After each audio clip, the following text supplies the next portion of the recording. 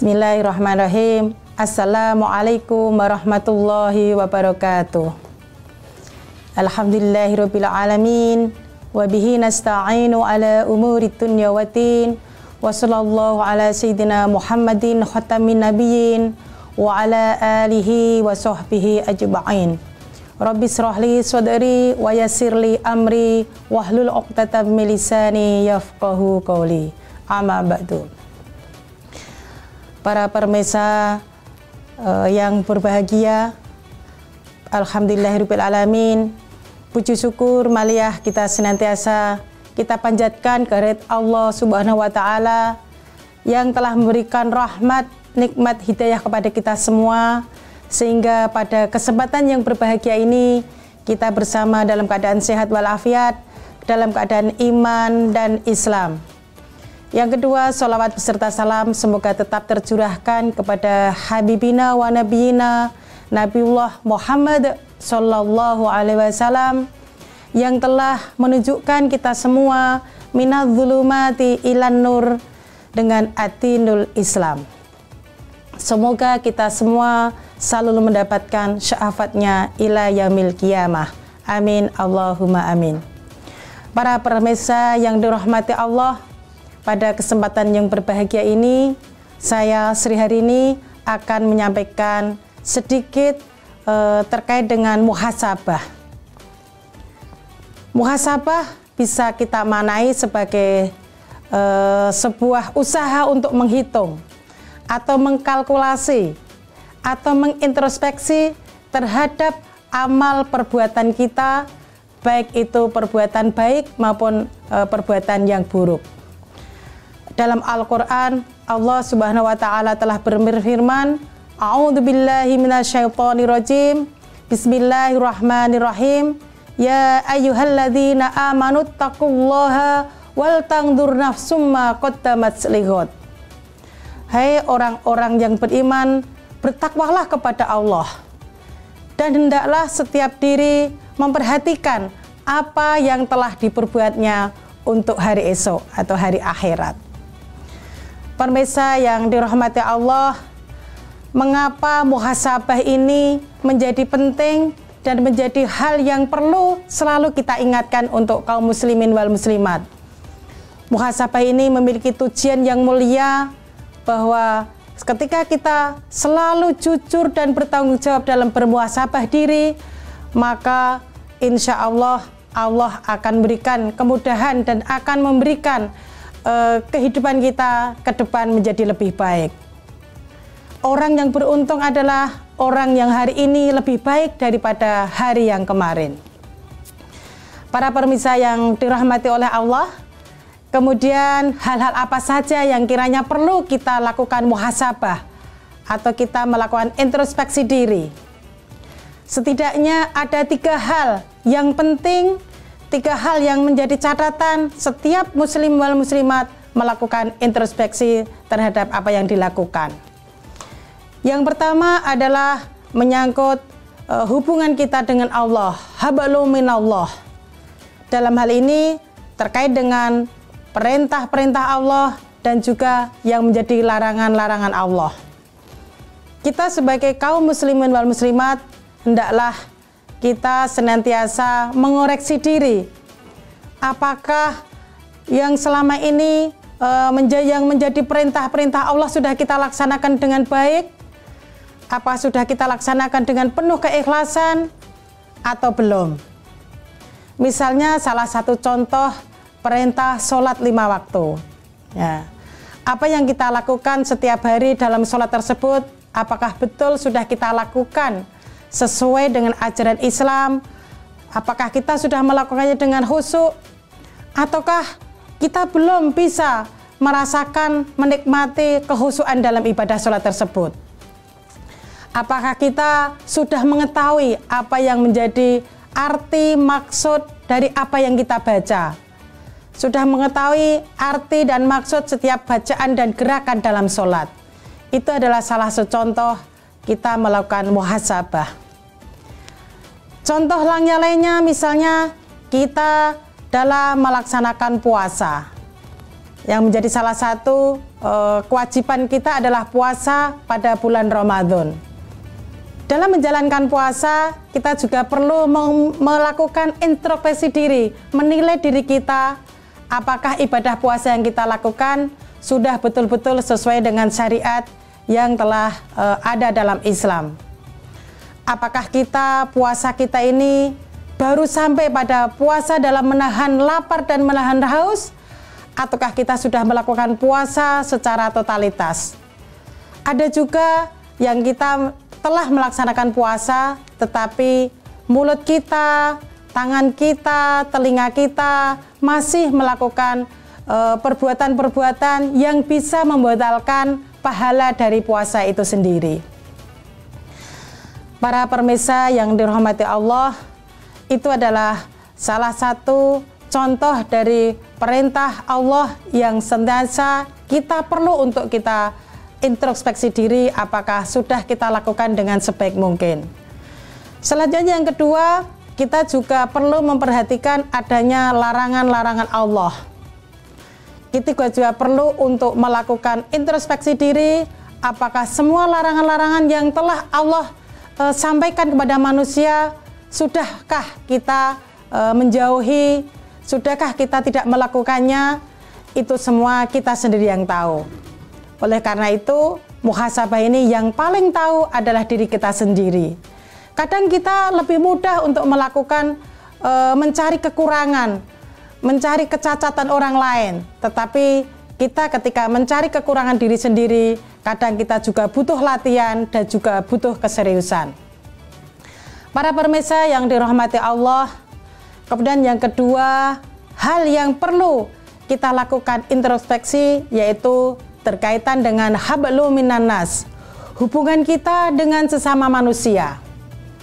Nah, kita sebagai manusia, sebagai makhluk sosial, dalam kehidupan sehari-hari tidak pernah lepas bertemu, berinteraksi dengan orang lain, berkumpul, hidup bersama dengan orang lain. Oleh karena itu, kita sebagai kaum muslimin wal muslimat juga diperintahkan untuk melakukan muhasabah terhadap persoalan hablum minan nas ini. Pertanyaan yang sering kita berikan pada kita, apakah kehidupan kita di dalam masyarakat tersebut sudahkah memberikan nilai manfaat? Sudahkah bisa memberikan kebahagiaan bagi orang lain, membantu orang lain, menolong orang lain, dan memberikan nilai yang positif pada orang lain? Atau sebaliknya, diri kita apakah justru malah memberikan menyakiti orang lain, atau mungkin memberikan hal-hal yang membuat orang lain tidak nyaman? Kita kadang dalam masyarakat luas, kita seringkali menemukan atau mungkin mendapatkan teman atau mendapatkan salah satu warga masyarakat yang dalam kehidupan sehari-harinya justru mempunyai sifat yang iri, mempunyai sifat yang dengki.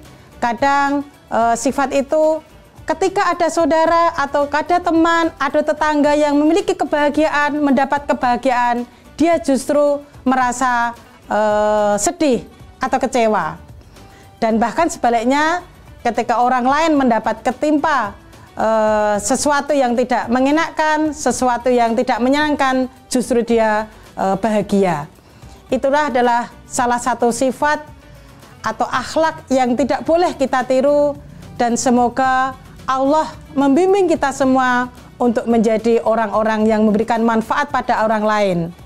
Karena dalam Islam kita tahu semua bahwa orang yang baik adalah orang yang sering memberikan manfaat pada orang lain. Sebaik-baik umat adalah umat yang memberikan manfaat pada orang lain. Jadi dalam konteks ini, kita semoga menjadi golongan orang-orang yang tidak memberikan madharat pada orang lain, tetapi memberikan manfaat yang banyak pada keluarga kita, lingkungan kita, masyarakat kita, dan sesama manusia.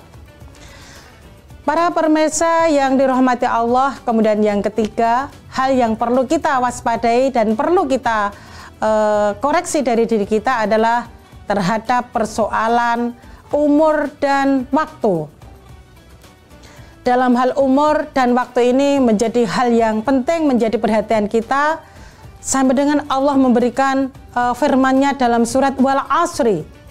Wal Asri innal insana lafi khusrin illal ladzina amanu wa amilus solihati wa tawassaw bil haqqi wa tawassaw bis sabr.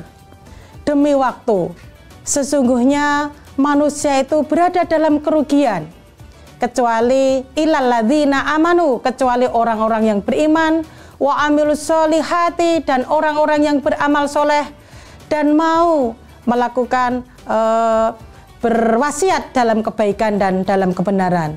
Ini menunjukkan bahwa persoalan waktu menjadi penting bagi orang Islam, bagi kaum muslimin wal muslimat. Ada teman kita yang sudah berumur 30 tahun, ada yang berumur 40 tahun, ada yang berumur 50 tahun, dan semakin orang berumur semakin tua, justru disitulah kewajiban kita untuk melakukan muhasabah. Umur yang telah diberikan Allah selama beberapa atau mungkin puluhan tahun ini, untuk apa kita gunakan?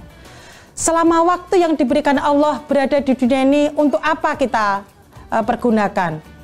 Apakah umur dan waktu yang diberikan pada kita itu untuk perbuatan yang positif atau lebih banyak kepada hal yang bersifat negatif? Ini semua harus kita lakukan introspeksi diri. Kita harus melakukan koreksi terhadap diri kita. Dengan adanya kesadaran melakukan koreksi diri, muhasabah terhadap apa yang kita lakukan, kita insya Allah akan dibimbing oleh Allah untuk memanfaatkan umur dan waktu yang diberikan pada kita untuk hal-hal yang berbuat baik, untuk beribadah kepada Allah, untuk melakukan kebaikan-kebaikan, untuk menuntut ilmu, untuk berbagi ilmu, untuk membantu sesama. Insya Allah. Hadirin dan juga pemirsa yang dirahmati Allah, kemudian apa yang menjadi manfaat atau keutamaan kita melakukan muhasabah atau kita menghitung amal perbuatan kita ini? Yang pertama, ketika kita melakukan introspeksi diri, kita akan tahu kualitas diri kita. Kualitas diri kita ini, apakah termasuk golongan orang-orang yang baik atau termasuk golongan orang-orang yang buruk? Ketika kita sudah mengetahui, ketika sudah mengkalkulasi amal perbuatan kita, maka kitalah yang akan tahu kualitas diri kita di mana, di tempat golongan orang yang baik atau berada di golongan orang yang buruk. Kemudian selanjutnya, setelah kita mengetahui, setelah kita menghitung-hitung perbuatan kita, kita juga akan tahu kekurangan dan juga kelemahan diri kita. Nah, apa yang menjadi kekurangan yang ada pada diri kita akan kita usahakan untuk kita tutupi, akan kita usahakan bisa kita kurangi, dan apa yang menjadi kekuatan diri kita bisa kita pertahankan, dan bisa kita pupuk, dan bisa kita tingkatkan. Sehingga semakin hari kita akan mendapatkan kebaikan, bertambah kebaikan. Kemudian yang manfaat yang ketiga, yaitu kita tidak akan berlaku sombong. Ketika kita mengetahui kekuatan diri kita, tahu kelemahan kita, tahu kualitas diri kita, maka Allah insya Allah akan membimbing diri kita, hati kita untuk tidak berlaku sombong. Apa yang akan kita sombongkan ketika kita masih banyak kekurangan? Apa yang akan kita sombongkan ketika kita masih sedikit amal ibadah kita? Apa yang akan kita sombongkan ketika kita tahu bahwa ilmu kita masih sedikit? Dan apa yang akan kita sombongkan ketika kekurangan-kekurangan diri masih ada di sini. Dan kekurangan serta kelemahan diri itu yang paling tahu adalah sekali lagi diri kita sendiri. Dan orang lain bahkan ada yang tidak tahu, bahkan kekurangan kita itu ditutupi oleh Allah sehingga tidak nampak kekurangan-kekurangan di mata orang lain. Dan hanya kitalah yang akan mengetahuinya. Kemudian manfaat dari muhasabah yang berikutnya adalah dapat meringankan hisab kita pada hari kiamat. Ketika kaum muslimin wal muslimat secara jujur, secara tanggung jawab, menyadari untuk melakukan muhasabah, menghitung amal perbuatan kita sendiri, maka ketika kita sudah bisa mengetahui kekurangan dan bisa menutupi kekurangan itu dengan perbuatan baik, bisa memanfaatkan kekuatan-kekuatan yang ada dalam kita untuk menambah perbuatan amal baik dan amal soleh, maka insya Allah kita akan mendapatkan kemudahan dan mendapatkan keringanan ketika kita mendapatkan hisab di hari kiamat. Amin ya Rabbal Alamin. Kemudian ada lagi manfaat yang bisa kita dapatkan ketika kita melakukan muhasabah secara baik, jujur, dan bertanggung jawab, yaitu kita akan semakin bisa menghargai adanya waktu. Waktu yang diberikan oleh Allah, kita hidup di dunia ini sangat terbatas, maka ketika orang Islam, muslimin wal muslimat sudah menyadari adanya keterbatasan waktu kita hidup di dunia ini dalam rangka untuk mencari bekal untuk akhirat, maka waktu itu sangat berarti, waktu itu sangat mahal, waktu itu sangat penting untuk kita manfaatkan yang sebaik-baiknya.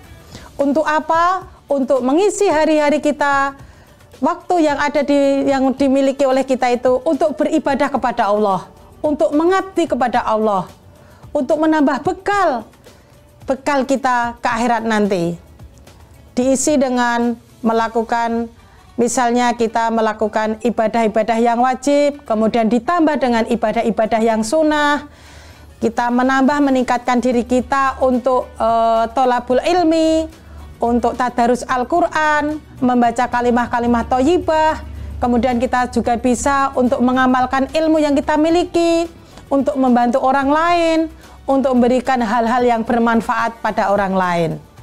Demikian yang dapat kami sampaikan sedikit tentang muhasabah ini. Semoga bermanfaat, semoga berguna, dan mohon maaf apabila banyak kekurangan. Akhirul kalam, wabillahi taufik walhidayah. Assalamualaikum warahmatullahi wabarakatuh.